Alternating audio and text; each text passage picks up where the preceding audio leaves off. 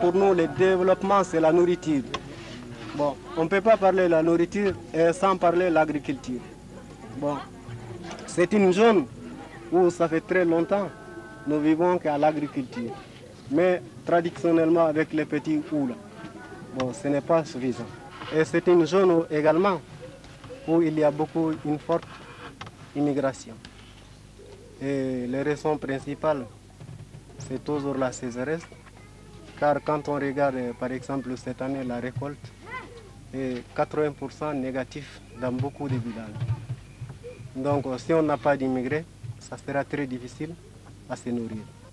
Pour se procurer en céréales et en toutes les denrées de première nécessité, on était obligé d'aller soit à Kay, soit à Kita, ou même dans la région du Konchiga.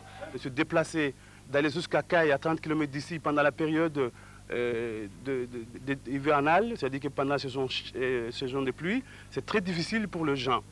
Et entre 70 et 73, le problème de l'immigration s'est accru parce que la sécheresse a commencé à sévir dans notre zone. Et à ce moment-là, on a vu des chefs de famille se déplacer pour aller en France et subvenir aux besoins de la famille. Alors petit à petit, l'immigration s'organise sur place et on a commencé d'abord par faire des cotisations et venir en aide au village, mais surtout individuellement, les gens achètent des bétail et faire construire leur famille, leur maison, etc. C'est cette solidarité très importante qui a permis la survie des familles au village. L'argent des immigrés est envoyé régulièrement au pays pour acheter la nourriture de base. Mais ce système a des inconvénients. D'une part au niveau des transferts monétaires qui se font de la main à la main, et d'autre part au niveau des acheminements aléatoires et coûteux, surtout en saison des pluies. Aussi l'idée est apparue dans les années 80 de rationaliser le système en créant des associations et en étendant les cotisations à tout le village. Cela a permis de faire des achats en gros à prix concurrentiel et d'améliorer le système de vente par correspondance. C'est ainsi que sont nés les supermarchés du Sahel. Le magasin coopératif qui vend des produits de première nécessité tout au long de l'année, riz, sucre, huile, etc. Et la banque de céréales qui constitue un stock de sécurité de mil et d'arachides, entreposé au moment de la récolte. Ce stock n'est vendu que quelques mois par an lorsqu'il y a pénurie dans le village.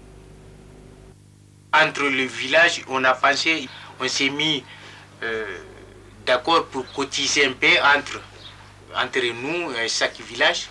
Au début, chacun a payé 2000 francs français. Il y a les banques de céréales. Et non seulement les banques de céréales, il y a les champs collectifs qui est cultivé par tous les jeunes des villages et les vieux.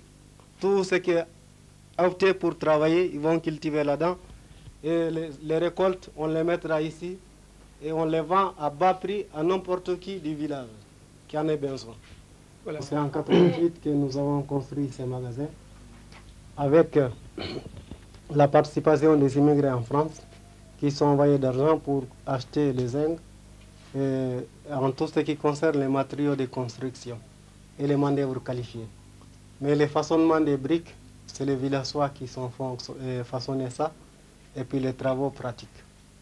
Bon, à partir de ce moment-là, que nous avons commencé ces magasins. Il y a des gens qui achètent directement. Il y a d'autres, les immigrés, qui font les commandes. Bon, les commandes, quand les commandes seront là, le président va voir et M. Intel a commandé une telle quantité de riz ou de céréales ou de sucre pour livrer à sa famille. À partir de ça, il y a le comité de session qui comporte 6 personnes. Il y a le président Abdou Sissoko et le secrétaire général et le trésorier général, les vendeurs et le délégué d'approvisionnement. Et 2 personnes qui ont le contrôle d'approvisionnement. Après l'envoi des factures ici et les bons de commande ici, on l'envoie les factures en France. Et quand les factures arrivent en France, ils sont 15 jours de délai de paiement des factures. Et après, quand les immigrés payent, font le paiement, et lui, il envoie les sous ici. Après, on les remet au trésorier général d'ici. Lui, c'est un acheteur et il demande 2 sacs de maïs.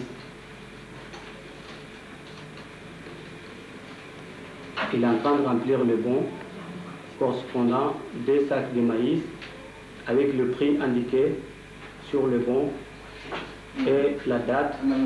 Bonne commande, ça sort en 3 exemplaires. Le premier exemplaire, ça se donne l'acheteur. Le deuxième exemplaire, on donne ça à l'encaisseur. Par exemple, si la personne paye tout de suite, on lui donne son bon, il paye son argent. S'il n'a pas le moyen de payer tout de suite, on donne un délai de 1 mois.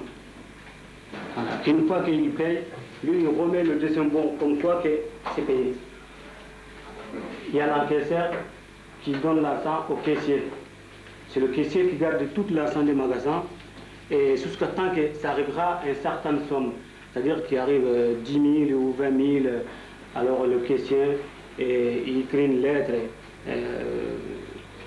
avec tous les noms des correspondants sur le bon. On envoie ça au village. Ensuite, il y a d'autres personnes aussi qui contrôlent. C'est-à-dire qu'il y a un contrôleur qui contrôle, c'est lui qui remplit les bons, c'est lui qui encaisse l'argent. Au début, on envoie toutes les commandes par tous les voyageurs qui partent. C'est-à-dire que s'il y a quelqu'un qui part en vacances, des caméras ou Trasriga, n'importe quel village au plus proche, on donne l'argent. Et maintenant, on a commencé à changer le système. On envoie l'argent directement, on a une compte en banque BAO, on verse l'argent au BAO directement. Et le villageois, ils ont aussi une compte là-bas. Et dès qu'on a versé l'argent, quelques jours après, il peut retirer l'argent à Caille, sans difficulté. Le système se stabilise donc avec l'utilisation des circuits bancaires beaucoup plus sûrs. En effet, les sommes manipulées prennent de l'importance. Elles peuvent aller de 50 000 à 200 000 francs français. Leur gestion demande donc une grande rigueur et il est nécessaire de tenir les comptes à jour. Chaque année, il faut établir des inventaires de stock, des bilans et calculer les bénéfices. Cela demande une grande confiance entre migrants et villageois, d'autant plus quand les comptabilités se font en arabe ou en soninké d'un côté et en français de l'autre. Au niveau des budgets familiaux, l'impact des magasins est considérable.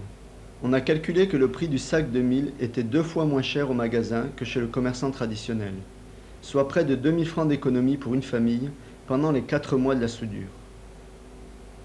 Enfin, une nécessité de ces magasins est d'avoir un fonds de roulement suffisant à sa disposition. Sinon, ils risquent de rester vides pendant de longues périodes, le temps que l'argent des migrants arrive en Afrique. Si on voit que les commandes qui sont ici ou les magasins commencent à vider, on envoie les délégués d'approvisionnement de l'acheter des céréales ou n'importe quoi pour alimenter les magasins. Bon, ici, vous voyez les magasins des banques céréales. Et autrefois, en 1988, quand on a ouvert les magasins, on n'avait pas défini les banques de céréales et les magasins de consommation. Mais à partir de cette année que nous avons défini de faire quelque chose séparément. Les magasins est à part, les banques céréales à part. Bon, on a fait les banques céréales ici. Et ces banques céréales, c'est à partir du mois de juin, le moment de soudure, qu'on commence à faire les ventes. Avant ça, on ne fait pas les ventes. Bon, c'est les céréales ici, il y a 4 tonnes. Ce qu'il y a dans ces magasins, il y a d'abord les céréales, les mil, du riz, des sucres en poudre, sucre en morceaux, de l'huile, et puis d'arachide décortiqué et des sels. C'est ce qu'on vend dans ces magasins. Quand vous voyez qu'on a limité ces choses-là, c'est parce que c'est un magasin qu'on a fait, pas pour gagner d'argent, mais pour que les villageois s'en profitent, les denrées alimentaires. C'est les produits alimentaires qui sont ici. On ne vend pas autre chose que les produits alimentaires. Si on voit quelque chose que demain on assiste utile, que c'est bon, qu'on peut, ça sera bon dans l'alimentation, on l'assoutera. Voilà.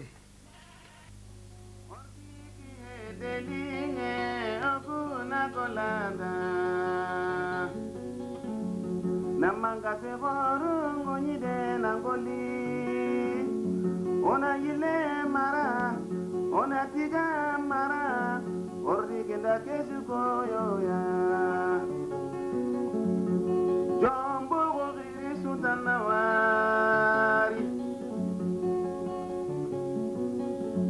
Jombo ya garondi ananawari.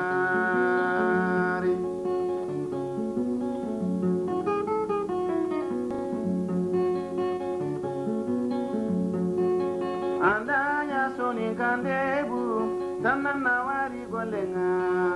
Andanya kason kandebu